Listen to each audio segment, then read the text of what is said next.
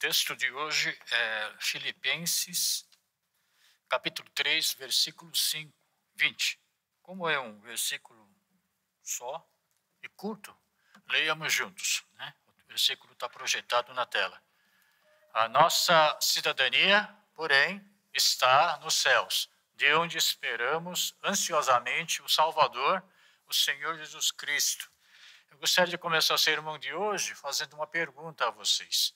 Vocês sabem muito bem que o apóstolo Paulo escreveu várias cartas para diversas cidades do Império Romano. Por exemplo, a cidade de Éfeso, Corinto, Tessalônica, Colosso e assim por diante. E a pergunta que eu faço é o seguinte: por que o apóstolo Paulo fez questão de mencionar a palavra cidadania, cidadania do céu, justamente e unicamente na carta que ele escreveu aos Filipenses? Ou será que ninguém percebeu isso? A palavra cidadania não aparece especificamente em outras cartas, mas tão somente na carta que ele escreveu aos habitantes da cidade de Filipos. Bom, para responder essa pergunta, é necessário que você saiba, em primeiro lugar, que tipo de cidade Filipos era naquela época. Por exemplo, Corinto era conhecido como uma cidade de imoralidade. Atenas era uma cidade conhecida como uma cidade de sabedoria e politeísmo. Havia Deus de tudo quanto é tipo. E Filipos? Filipos era conhecida como uma cidade boa para morar. O que a Bíblia fala em relação a Filipos? Para quem não conhece onde fica Filipos, fica na região de Macedônia, na Grécia atualmente. Então a Bíblia fala que Filipos ficava na Macedônia, que era uma colônia romana e era a principal cidade daquela região. Porque Filipos era construída no ano 47 antes do nascimento de Cristo, mais ou menos, e era uma cidade planejada e construída à semelhança de Roma, a capital do Império Romano na Península Itálica. Era considerada uma miniatura de Roma. E com toda a infraestrutura de sistema de esgoto, fornecimento de água via aquedutos, né? Moravam nessa cidade veteranos de guerra, romanos e estrangeiros. Romanos que moravam nessa cidade conseguiam reproduzir fielmente o mesmo estilo de vida que eles teriam se morassem na cidade de Roma, na Península Itálica. Eles podiam evitar torturas, e mesmo sendo criminosos, não iam ser crucificados, como Jesus foi crucificado. Alguns eram isentos de impostos e até de serviço militar. Então, cidadãos romanos que moravam na cidade tinham maior orgulho, a mais alta autoestima, pelo fato de possuírem a cidadania romana.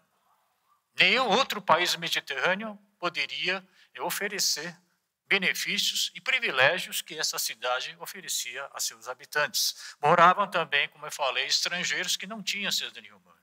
E esses estrangeiros, aqueles que tivessem um pouco de condição financeira, invejavam, cobiçavam, faziam de tudo para conseguir a cidadania romana, com a confiança de que eles também teriam acesso a esses privilégios e benefícios. Sabem muito bem que o presidente atual americano, Donald Trump, lançou um programa chamado Golden Card, né? O cartão dourado, né? Que mediante pagamento de 5 milhões de dólares, parece que o preço baixou um pouquinho, né? Para 1 milhão, não sei, mesmo assim é uma grande quantia, mediante pagamento de 5 milhões de dólares, você ganharia o Green Card e, posteriormente, a cidadania americana. Isso não é nenhuma prática surpreendente, não é nenhuma novidade, porque na época do Império Romano, essa prática já existia. Como nós podemos saber a respeito disso? Porque a Bíblia fala a respeito, né? Uma vez um comandante romano disse para o apóstolo Paulo: como você é cidadão romano? Eu tive que pagar um elevado preço para conseguir, para adquirir, para obter a cidadania romana. E o apóstolo Paulo falou: eu já tenho desde que eu nasci. Porque, embora ele fosse de origem judaica, ele nasceu numa colônia romana, numa cidade chamada Tarso. Então, ele já nasceu cidadão romano. Quanto era cidadania romana naquela época? Né? Dependendo da época, a situação, claro que o preço variava, mas segundo estudiosos, para comprar uma cidadania romana, você tinha que pagar 12.500 denários. 12.500 denários naquela época era um valor que correspondia a 55 vezes o valor anual de um soldado romano. Muito dinheiro. Praticamente impossível para um plebeu, um cidadão qualquer. Alguns judeus também moravam nessa cidade, em menor número. E sem verificar a identidade do Paulo e Silas, que estavam visitando aquela cidade pregando o evangelho, soldados romanos espancaram eles e puseram na prisão, pensando que judeu, pobre, estrangeiro, jamais poderia ter cidadania romana, quando nós sabemos que tanto Paulo quanto Silas tinham cidadania romana. Judeus eram contra, não aceitavam a cultura romana de idolatria e adoração a imperadores. Mas nós sabemos muito bem que nós não podemos ignorar simplesmente o lado pragmático da vida. Até os judeus, se possível, queriam obter a cidadania romana para ganhar esses benefícios e privilégios. Hoje em dia, a situação não mudou muito. Nós que vivemos no século XXI, nós também queremos cidadania de um país desenvolvido e país rico. Por quê? Porque o governo oferece benefícios e privilégios. Boa moradia, condição de moradia, oportunidade para acumular riquezas e bom sistema de saúde. O governo americano, por exemplo, oferece a seus cidadãos moradia de baixo custo para idosos, bom sistema de saúde, segurança pública, uma boa infraestrutura, uma boa cultura de lazer, descanso, repouso, de viagem e assim por diante. Por isso, muitos querem adquirir a cidadania americana. Até pagam um valor alto para poder conseguir. Justamente para esses estrangeiros, judeus, cristãos, que cobiçavam, que invejavam cidadãos romanos, acreditando que eles também teriam o mesmo acesso aos benefícios e privilégios, e que o apóstolo Paulo falou o que nós acabamos de ler. Nós temos a cidadania do céu. Ele apresentou uma nova cidadania. Até então, a cidadania romana representava, simbolizava o máximo de status social. E o apóstolo Paulo diz: existe uma cidadania superior, maior, mais grandiosa do que a cidadania romana. E essa cidadania é a cidadania celestial. E ele disse: cidadania romana é para alguns, mas cidadania celestial é para todos. Cidadania romana era para os ricos, a minoria. A cidadania do céu era para todos, independentemente da raça, do seu status social, seja você escravo, o homem livre, mulher, homem, seja cristão, seja gentio e assim por diante.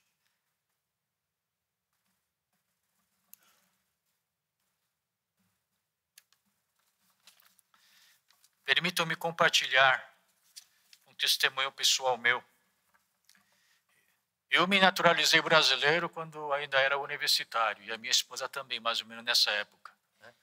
E hoje eu ando viajando com passaporte brasileiro, e você sabe muito bem que passaporte brasileiro não é tão prestigiado quanto passaporte americano, ou principalmente passaporte sul-coreano. Porque portador de passaporte sul-coreano consegue entrar, deixa aqui o número que eu anotei, ele consegue entrar, acho que 197 países sem visto. Enquanto você e eu, brasileiros, nós temos que pagar hoje em dia, dizem que a taxa subiu para 400 e 500 dólares, né? Para conseguir visto de entrada para os Estados Unidos. Isso quando conseguir. O portador de passaporte sul-coreano praticamente tem custo zero. Ele não paga nada. Por isso, eu e minha esposa pensamos seriamente. Vamos reaver nossa cidadania coreana. Só para poder ganhar passaporte coreano e poder viajar pelo mundo inteiro. Porque a lei sul-coreana permite que quem tem mais de 65 anos possa ter dupla cidadania. Então, eu andaria com passaporte brasileiro e passaporte sul-coreano. Uma outra opção seria, já que meu filho mais velho mora nos Estados Unidos, ele poderia nos convidar, papai e mamãe, né? E a gente entraria lá como imigrantes legais, ganha green card e, posteriormente, cidadania e passaporte americano. Eu e minha esposa, frequentemente, fazemos caminhada pelo Parque de Ibirapuera. E nós conversamos a respeito disso. Querida, quando eu me aposentar, né, onde a gente vai morar? Vamos morar na Coreia? Vamos voltar para o nosso país de origem? Vamos morar conjunto com nossos filhos aí, América do Norte? Ou mesmo aqui no Brasil mesmo? E a gente pondera vantagem e desvantagem de morar num determinado país, onde o sistema de saúde é melhor, onde paga melhor pensão, aposentadoria, qual país, qual governo que oferece melhor plano de saúde, melhores condições de moradia, boa infraestrutura, morar perto de parque para que eles possam fazer caminhada todo dia, um clima bom, puro. De repente, nós tivemos que interromper a nossa caminhada e um olhar para o cara do outro e dizer, querida, em que nós estamos pensando? Percebemos que nós estávamos buscando também coisas terrenas. Em que somos diferentes daqueles estrangeiros que cobiçavam tanto a cidadania romana, que o apóstolo Paulo criticou, apontou, que exortou. Se nós estamos também pensando unicamente nos benefícios e privilégios que este mundo poderia nos oferecer.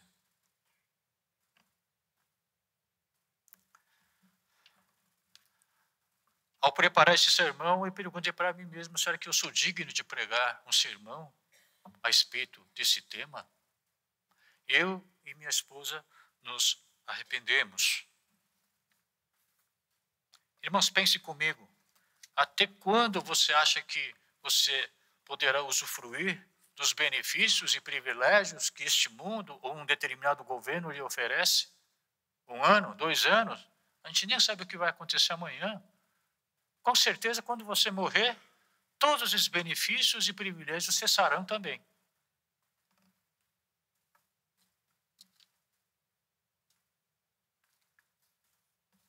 A cidadania romana deixa de ser válida quando você morre. Mas a cidadania do céu continua valendo, mesmo após a sua morte. De modo que, em Colossenses, o apóstolo Paulo fala, portanto, já que vocês ressuscitaram ou ressuscitarão com Cristo, pensem nas coisas do alto, não nas coisas da terra. Eu não estou dizendo que ir atrás dos benefícios e privilégios deste mundo é pecado, nada disso. Muito menos motivos de condenação. Claro que você tem que buscar. Pouco importa onde você vai morar, pouco importa qual nacionalidade você tem, pouco importa se você tem dupla ou múltipla cidadania e, consequentemente, ter benefícios e privilégios, regalias deste mundo. Mas na hora de você decidir aonde você vai morar, em que país, em que cidade, em que ambiente, você não pode apenas levar em consideração esses fatores terrenos. Tem um fator muito importante que você jamais, nunca poderá deixar de lado e esquecer. Você precisa perguntar para você mesmo: em que país, em que cidade, em que ambiente eu poderei exercer plenamente a minha fé? Em que país, em que cidade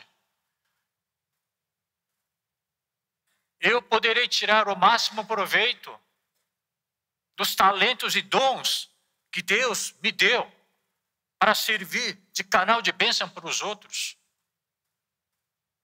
Em que cidade, em que país eu poderia continuar cultivando a minha espiritualidade e crescer cada vez mais? Pelo menos uma vez na vida, antes de você escolher qual país, qual cidade morar, você precisa fazer essa pergunta. O apóstolo Paulo tinha cidadania romana. E ele fez bom uso da cidadania romana dele para expandir o reino de Deus. Com a cidadania romana, ele andou por várias cidades, por várias províncias do Império Romano, para propagar o evangelho, para disseminar boas novas.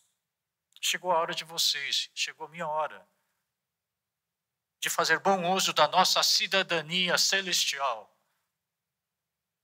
para propagar o evangelho, para disseminar a boa nova no coração das pessoas desesperadas, que tanto buscam apenas benefícios e privilégios terrenos. Eu sugiro para você que adquira cidadania de um país forte, cidadania de um país rico, cidadania de um país que possa lhe oferecer bons benefícios e privilégios. E por isso mesmo que eu recomendo o reino de Deus. Porque o reino de Deus oferece também benefícios e privilégios muito melhores, muito maiores do que qualquer governo poderia oferecer. Porque não existe na superfície da terra um país, um império mais forte do que o reino de Deus. Os grandes impérios, o Egito, a Síria, Babilônia, depois Grécia, Roma, todos os impérios infalivelmente caíram. As atuais grandes potências como os Estados Unidos, a China, a Rússia ou qualquer outro país no continente europeu, certamente também cairão. Mas o reino de Deus não. Porque o reino de Deus é governado por nosso Deus onipotente, a quem nós chamamos de Pai.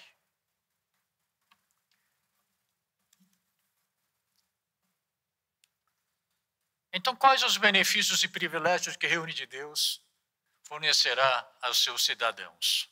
Irmãos, para você usufruir de benefícios de um governo, você precisa saber quais são esses benefícios e você precisa ir atrás desses benefícios, porque o governo não divulga, esconde.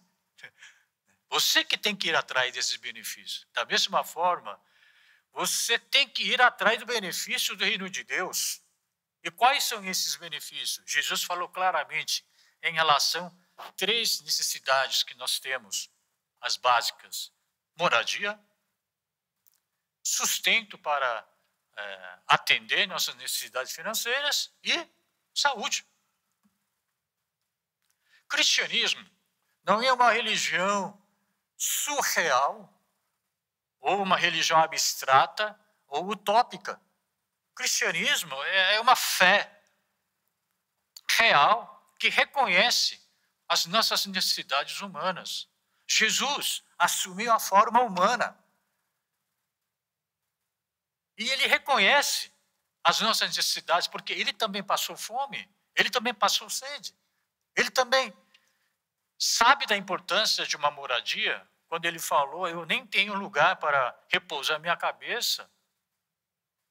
Portanto, o reino de Deus fornece para nós benefícios que são muito melhor do que qualquer benefício que nós poderíamos obter aqui na terra. Em relação à moradia, Jesus falou assim aos seus discípulos: irmãos, não se perturbem, não fiquem preocupados com a casa, com a moradia, porque na casa do meu pai há muitos aposentos. Jesus garantiu aos cidadãos do reino de Deus que cada um teria uma moradia. Não somente isso, em relação ao que comer, o que beber. Jesus falou assim: nunca mais terão fome, nunca mais terão sede.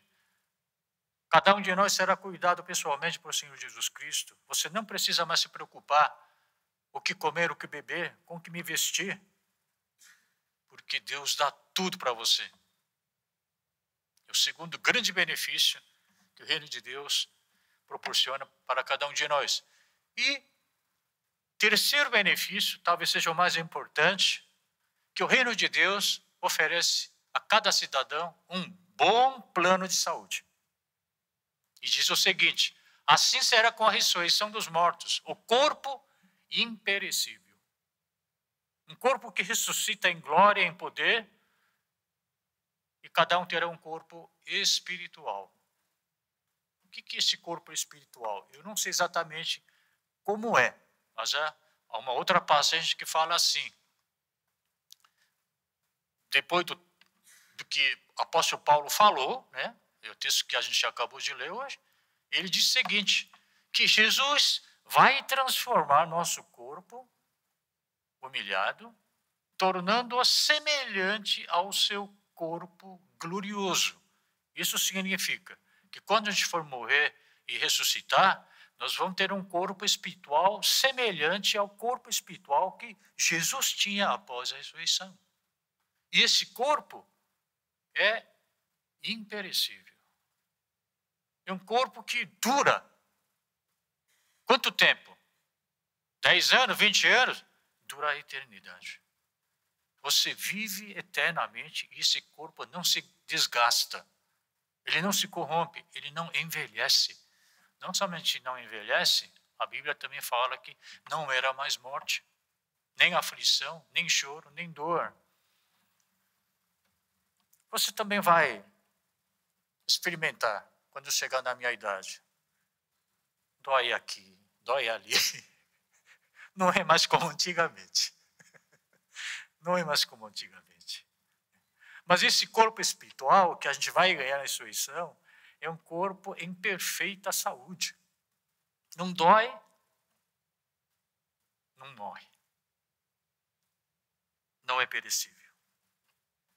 Poderia haver um plano de saúde melhor do que esse, irmão, aqui na Terra? Quando você compra um plano de saúde, tem aquele período chamado período de carência. Né? O período em que os benefícios não se aplicam, você não consegue ainda usufruir dos benefícios. É mais ou menos nesse período que nós estamos vivendo aqui na Terra. Quando nós fomos salvos, Deus já deu para nós um plano de saúde perfeito.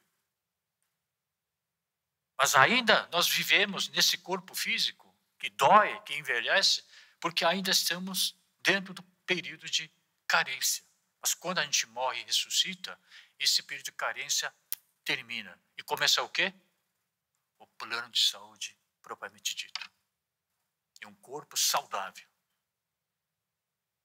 Você não vai precisar depender de outro plano de saúde, outro sistema de saúde pública, porque reino de Deus nos dá um plano perfeito.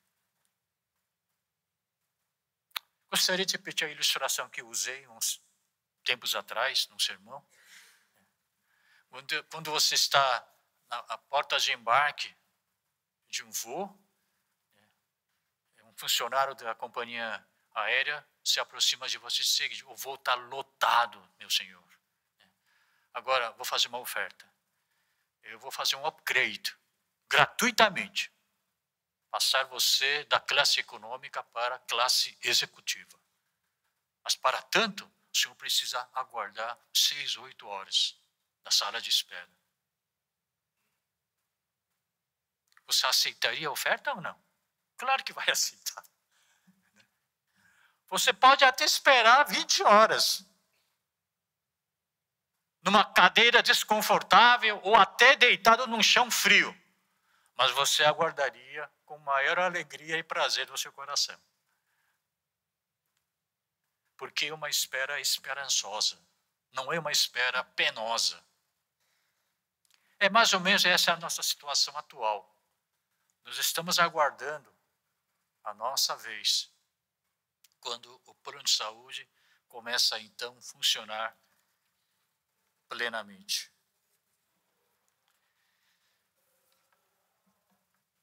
Mas o maior benefício que o reino de Deus dá para o seu cidadão não é benefício em relação à moradia, nem sustento e nem saúde física. O maior benefício é este aqui, que Deus falou. Deixo com vocês a paz. A minha paz dou a vocês. Não dou como o mundo a dá. Não se perturbe o coração de vocês, nem tenham medo. É a paz de espírito, é a paz no seu coração. Esse é o maior benefício que nós poderíamos receber do reino de Deus. Porque o que o ser humano mais busca na vida? Por que a gente quer ganhar tanto dinheiro? Para ter paz. Para acalmar nosso coração como um lago sereno. E não ter um coração agitado por preocupações e medos. Você está preocupado com o seu futuro, está desempregado, está preocupado porque o negócio não deu certo, está endividado, foi acometido por uma doença grave, tem sérios problemas na família.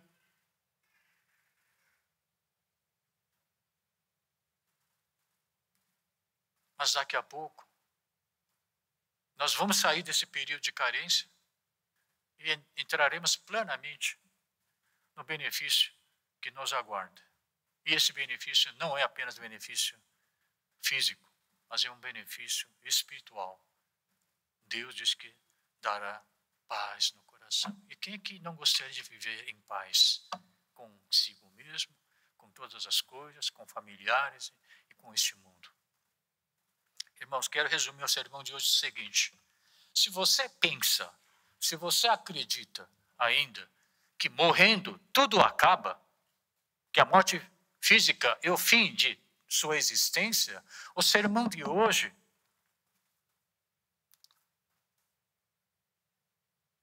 não lhe fará nenhum sentido. Não vai surtir nenhum efeito, muito menos transformação na sua vida. Mas se você realmente tem convicção e certeza de que você é cidadão do reino de Deus, que você foi salvo, esse sermão tem tudo a ver com o seu futuro, com o seu destino.